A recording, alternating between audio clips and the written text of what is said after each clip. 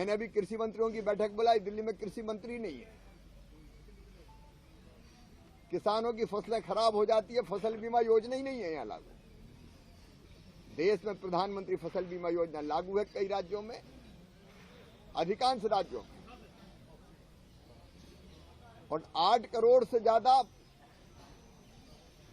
आवेदन का बीमा है, लेकिन यहां फसल बीमा योजना लागू नहीं है। किसानों के कल्याण की सारी योजनाओं से दिल्ली के किसान वंचित है। ये आज किसान भाइयों ने मुझे बताया, और जब ये जानकारी मुझे मिली तो मैंने आदित्य जी को चिट्ठी लिखी, और मैं अपनी प्रिय बहन से कहना चाहता हूं तकलीफ क्या है। भारत सरकार योजनाएं चला रही है, राज्य सरकार के माध्यम से हम योजनाएं लागू करते हैं, केंद्र सरकार पैसा दे रही है, आप ले क्यों नहीं रहे? आप किसानों को दे क्यों नहीं रहे? अब कई बार तो प्राकृतिक आपदा में फसल बर्बाद होती है, यहां तो आपकी सरकार आपदा बन के टूटी है किसानों पे, इसलिए किसानों को किसी योजना का लाभ नहीं मिल रहा।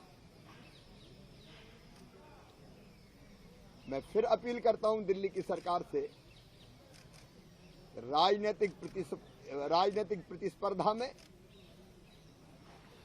किसानों का अहित न करे, उनका नुकसान ना करे। यहां कृषि के कार्य के लिए ट्रैक्टर भी कॉमर्शियल माना जाता है, रजिस्ट्रेशन का ज्यादा पैसा लगता है। यहां गंदे पानी में फसल बर्बाद होती है, उस पानी को निकालने की कोई व्यवस्था नहीं है। फ्री बिजली की बात करने वालों, किसान को सबसे महंगी बिजली दे रहे हो। यहां सोलर पंप की योजना लागू नहीं है, किसान यहां परेशान है। मैं दिल्ली की सरकार से फिर अपील करूंगा